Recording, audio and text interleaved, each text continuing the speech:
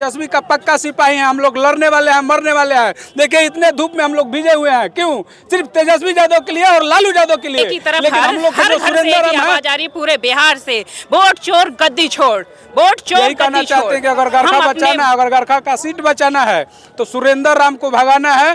राहुल गांधी के रूप में केंद्र के विनाश करने के लिए और नेता प्रतिपक्ष आदरणीय तेजस्वी यादव के रूप में बिहार के एनडीए के विनाश करने के लिए अवतार हुआ है। और यह आठ चौधरी का तो कोई मतलब ही नहीं है, उनका कोई अस्तित्व नहीं है। जिस तरह से वो मीडिया में टीवी चैनल में बोले थे कि जब तक नीतीश कुमार को गद्दी पर से नहीं हटाएंगे तब तक मैं अपना पगड़ी नहीं खोलेंगे, लेकिन वो किए नहीं किए। तो हमारा लोकतंत्र, हमारा संविधान, लेकिन हमारी संविधान बनाया गया है तो हम अपनी संविधान के बचाने के लिए, अगर मेरा लोकतंत्र नहीं रहेगा तो हम जिंदा रह के क्या करेंगे? मेरा कोई अधिकार ही नहीं रहेगा तो मेरा संविधान, मेरा लोकतंत्र अगर कोई छीनने का प्रयास करेगा तो जिस कलम से वो छीनने का प्रयास करेगा हम लोग आगे चल के उस हाथ को काट लेंगे, लेकिन अपनी लोकतंत्र का हनन नहीं होने देंगे। अब समय दूर नहीं है, नरेंद्र मोदी को केंद्र का गद्दी छोड़ना पड़ेगा और नीतीश कुमार को इस 2025 में इस बिहार का गद्दी छोड़ना पड़ेगा। इतनी चिलचिलाहट धूप में, इतनी कड़ी धूप में, इस विपरीत स्थिति में अपनी जान को जोखिम में डाल के इस झंगा चौक पे आज ऐलान करने आए हैं कि नरेंद्र मोदी आपका समय खत्म हो गया है, नीतीश कुमार बिहार से आपका समय खत्म हो गया है।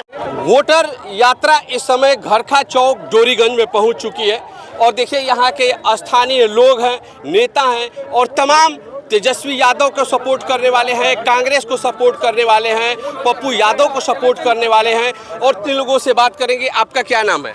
मेरा नाम डॉक्टर पारुल शंकर है, गड़खा विधानसभा से अभी भावी प्रत्याशी हूँ मैं जी। और देखा जाए तो वोट चोर गद्दी छोड़ का नारा देते हुए आप लोग यहाँ पर पहुँचे हैं, क्या कहेंगे? मैं कहूँगी कि यहाँ जितने भी महागठबंधन के नेता हैं सभी का सारण की धरती पे बहुत बहुत हार्दिक स्वागत है, अभिनंदन है। और गड़खा के क्षेत्र में जितने भी हमारे कार्यकर्ता लोग हैं सभी लोगों का, चाचा का, भैया लोगों का बहुत आशीर्वाद मिल रहा है। और एक ही तरफ हर घर से एक ही आवाज़ आ रही है पूरे बिहार से, वोट चोर गद्दी छोड़, वोट चोर गद्दी छोड़। हम अपने, मेरा वोट मेरा अधिकार, हर कोई ये चीज़ जान चुका है, घर का बिहार का बच्चा कि हमारा वोट है तो हमारा ही अधिकार है। अब ये गुंडागर्दी इस तरीके की नहीं चलेगी। अब जब मोदी डरता है पुलिस को आगे करता है, जब मोदी डरता है पुलिस को आगे करता है। तो ये बताइए, अभी कुछ ही दिनों बाद चुनाव है, बहुत जल्दी आप लोग वोटिंग में चले जाएंगे, तो वोट से पहले की ये एकजुटता आज दिखाने की कोशिश हो रही है? एकजुटता आप जैसे कि दे सकते हैं, ये सैलाब गड़खा का सैलाब है पूरा, और पूरा हमारे साथ है, खड़ा हुआ है, कदम से कदम मिला के चल रहा है। हर किसी का प्यार है, समर्थन है और एक ही आवाज़ है कि बस कि कैसे भी मैडम गड़खा से आई है, गड़खा की भावी प्रत्याशी डॉक्टर पारुल शंकर को बुझाई। चलिए कुछ और लोग हैं उनसे भी बात करेंगे, कुछ यूथ है। ये बताइए जी आप शामिल हुए हैं, आप युवा हैं, कौन से मुद्दे हैं जो जिस पर इस बार के प्रभावी होने वाले इस चुनाव में? हम लोग यही चाहते हैं कि गरखा विधानसभा में अपने तेजस्वी जी से यही कहना चाहते हैं कि अगर गरखा बचाना है, अगर गरखा का सीट बचाना है तो सुरेंद्र राम को भगाना है, तब जाके गरखा का सीट बचेगा। हम लोग चाहते हैं, हम लोग तेजस्वी का पक्का सिपाही हैं हम लोग, लड़ने वाले हैं, मरने वाले हैं। देखिए इतने धूप में हम लोग भीजे हुए हैं, क्यों? सिर्फ तेजस्वी यादव के लिए और लालू यादव के लिए। लेकिन हम लोग के जो सुरेंद्र राम हैं हम लोग के साथ बहुत गद्दारी किए हैं। हम लोग चाहते हैं, हाँ हम ही लोग का पार्टी है, लेकिन हम लोग के साथ बहुत गद्दारी किए हैं। हम लोग चाहते हैं कि उनका टिकट बदले और डॉक्टर पारुल शंकर को मिले, चाहे किसी को भी ज़्यादा से ज़्यादा डॉक्टर पारुल को टिकट मिलना चाहिए। अगर सुरेंद्र राम को टिकट मिलती है तो 40,000 से उनका हम लोग हार करवाने का काम करेंगे। अगर डॉक्टर पारुल को टिकट मिलती है तो 50,000 से जिताने का काम करेंगे, 50,000 से जिताने का काम करेंगे।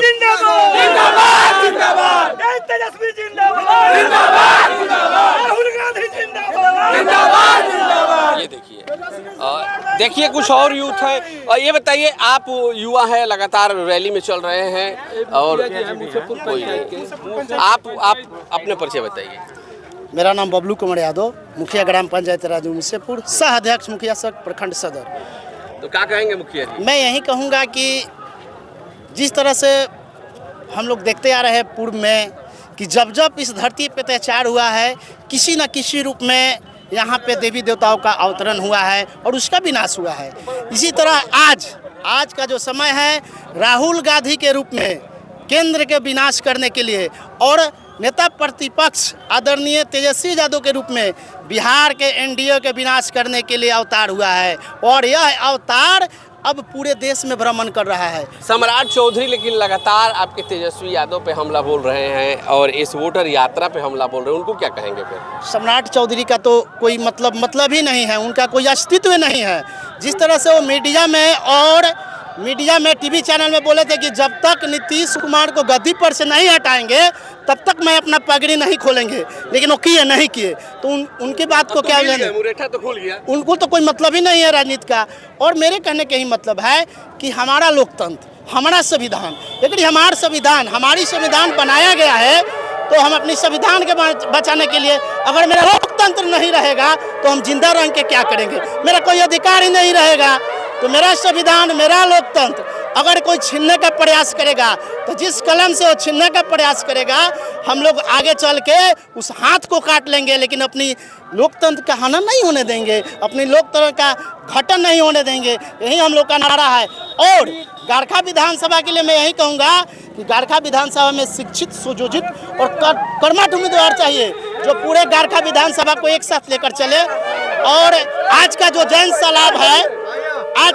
सैलाब है अब देख रहे हैं किस तरह से इस विपरीत स्थिति में, चिलचिलाते धूप में नौजवानों का सैलाब, माताओं बहनों का सैलाब, बूढ़े गर्जियनों का सैलाब यहाँ पे तैनात है। तो इससे समझ लीजिए कि अब समय दूर नहीं है, नरेंद्र मोदी को केंद्र का गद्दी छोड़ना पड़ेगा और नीतीश कुमार को इस 2025 में इस बिहार का गद्दी छोड़ना पड़ेगा। मैं आपके चैनल के साथ दावे के साथ कर रहा हूँ, जब इस बिहार का और इस देश का नौजवान जग जाता है तो सत्ता परिवर्तन होकर आता है। और मैं पूरे विश्वास के साथ, पूरे अधिकार के साथ आपके चैनल को कर रहा हूँ कि इस बार का जो सत्ता परिवर्तन होगा एक अलग तरह का सत्ता परिवर्तन होगा और हमारे आदरणीय तेजस्वी जी इस बिहार का मुख्यमंत्री बनेंगे और राहुल गांधी इस भारत के देश का प्रधानमंत्री बनेंगे।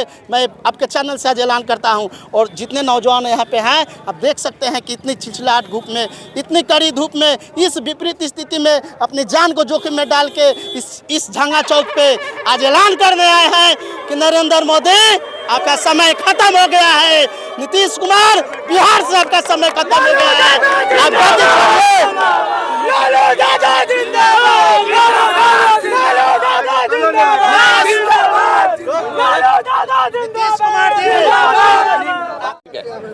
अच्छा, आप यूथ हैं, मुखिया भी हैं।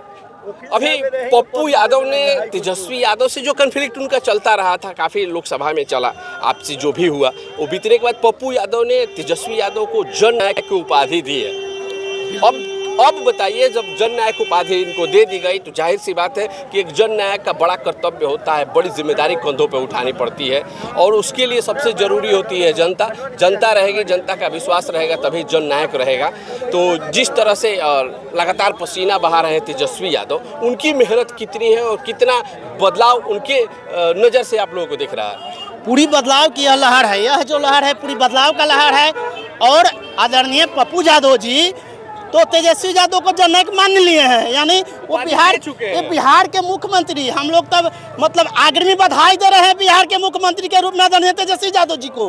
और मैं नीतीश कुमार को कहना चाहता हूं कि आप पहले ही गद्दी छोड़ दीजिए। लालू का लाल, लालू का आन बान शान, लालू का लाल आदरणीय तेजस्वी यादव जी बिहार के मुख्यमंत्री के रूप में बिहार के इस गद्दी पे बैठने जा रहे हैं। और वह 17 महीने का कार्यकाल आप प्रयागराज से हैं, आप जान सकते हैं, देख सकते हैं कि बिहार के लिए नहीं दूसरे राज्य के लिए भी जो तेजस्वी यादव ने काम किया और नौकरी देने का काम किया। 17 महीने के कार्यकाल में जो नौकरी को उन्होंने बौछार की, अगर 17 साल में जो एनडीए के सरकार नीतीश कुमार नहीं कर पाए वो हमारे आदरणीय तेजस्वी जी 17 महीनों में किया और करके दिखाया। 5 साल का अगर मौका मिलता है तेजस्वी यादव का तो मैं आपसे कहता हूं कि इस बिहार में बेरोजगारी नहीं रहेगा, पूरे हमारे नौजवान रोजगार हो जाएंगे, शिक्षित बनेंगे, सुयोजित बनेंगे, यही मेरा दावा है।